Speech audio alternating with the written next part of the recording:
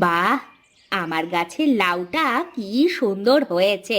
যাই, পুকুর পাড় থেকে স্নানটা সেরে এসে লাউ রান্না করব। আহ, কি সুন্দর লাউ! দেখে কেমন জিভে জল চলে আসে। ওই তো শালমা মনে হয় বাড়ির মধ্যে থেকে চলে যাচ্ছে। এই সুযোগ, লাউটা নিয়ে এখনই সটকে পড়তে হবে। যাই যাই, তাড়াতাড়ি গোসলটা সেরে আসি। একটু বেলা হলে আবার পুকুরে ভিড় পড়ে যাবে, গোসল করার সুযোগটাও পাবো না। ওই তো শালমা বাড়ি থেকে বেরিয়ে গেল। এই সুযোগ, লাউটা নিয়ে সটকে পড়ি।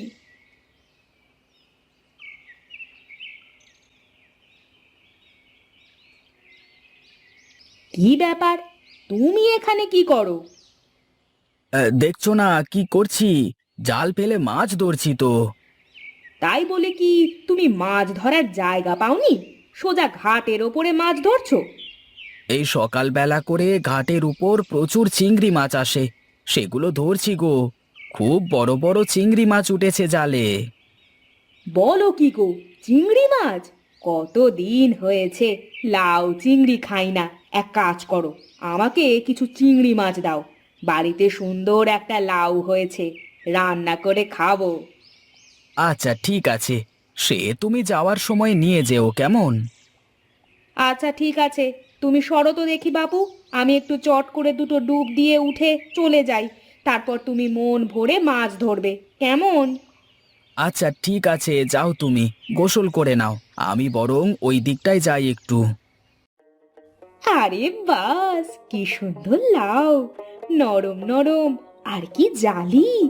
মাছের সাথে কষিয়ে খেতে যা লাগবে না! ওহ, ভাবতেই কেমন জিভে জল চলে আসে। কি গো গিন্নি, সকাল সকাল তুমি রান্নাঘরে বসে কি করছো? দেখছো না, লাউ কাটছি। আবার জিজ্ঞেস করার কি আছে শুনি? সে কি কথা, তুমি লাউ কোথায় পেলে? এই হাটের দিনে তো আমি লাউ কিনিনি।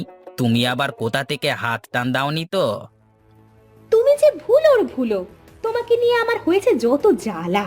সকালবেলায় তুমিই তো লাউ এনে দিলে। আমি এনে দিয়েছিলাম? আমার তো ঠিক মনে পড়ছে না। কিন্তু আমি তো পুকুর পাড়ে গিয়েছিলাম যদ্দূর মনে পড়ে। ডাক্তারের কাছ থেকে এত টাকার ওষুধ আনলাম, ওষুধ খেয়েও লোকটার কোনো পরিবর্তন দেখছি না। লোকটা যে কবে ভালো হবে কে জানে। এই দাও দাও, আমার চিংড়ি মাছ কোথায়? দাও দাও তো দেখি, চিংড়ি মাছ দাও। হ্যাঁ, চিংড়ি মাছ তো দেবো, কিন্তু চিংড়ি মাছটা নেবে কিসে শুনি? কিসে আবার নেব? আমি তো বাসন নিয়ে আসিনি। এক কাজ করো, আমার আঁচলের ওপরে দিয়ে দাও। আমি চলি গো, বিকালে মাছ বিক্রি করে বাজার থেকে ফেরার পথে আমার থেকে টাকা নিয়ে যেও, কেমন? আরে না গো ভাবি, ওটুকু মাছের জন্য টাকা পয়সা লাগবে না। তুমি যাও, এমনিতেই নিয়ে যাও। আচ্ছা ঠিক আছে, আমি এখন চলি তাহলে। অন্য কোনো দিন মাছ নিলে তখন এটা সেরে নেব। হ্যাঁ, এটা কি হলো আমার সাথে? আমার লাউ কে নিয়ে গেল? এটা নিশ্চয়ই ওই মালতীর কাজ। মালতীর জ্বালায় এ তল্লাটে কারো শান্তি নেই। যাই তো, গিয়ে ওকে একটু শিক্ষা দিয়ে আসি। কিন্তু আমার কাছে তো কোনো প্রমাণ নেই। আমি কি করি এখন? যাই, এই চিংড়িগুলো ভেজেই ভাত খেয়ে ফেলি আপাতত। আর ওই মালতীর ব্যবস্থা পরে করা যাবে। মানুষের দেহ এত বড় বড় হয়, কিন্তু মানুষের খাদ্যগুলো এত ছোট ছোট কেন হয়? যদি একটা বেগুনের ওজন 10 কেজি হতো, তাহলে কতই না ভালো হতো।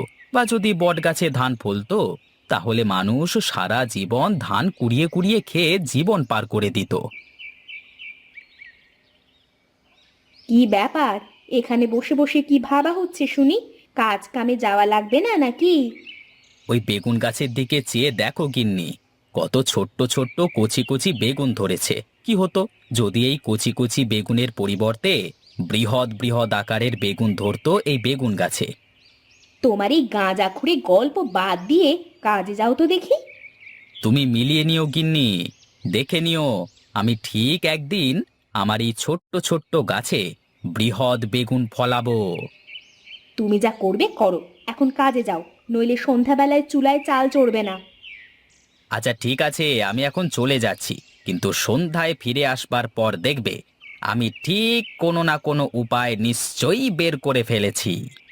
আরে বাস, গাছে কত সুন্দর মিষ্টি কুমড়া ধরেছে।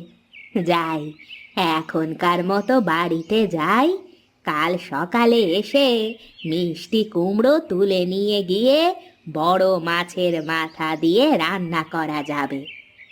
আহা, কি সুন্দর মিষ্টি কুমড়া ধরেছে বুড়ির গাছে, দেখেই একেবারে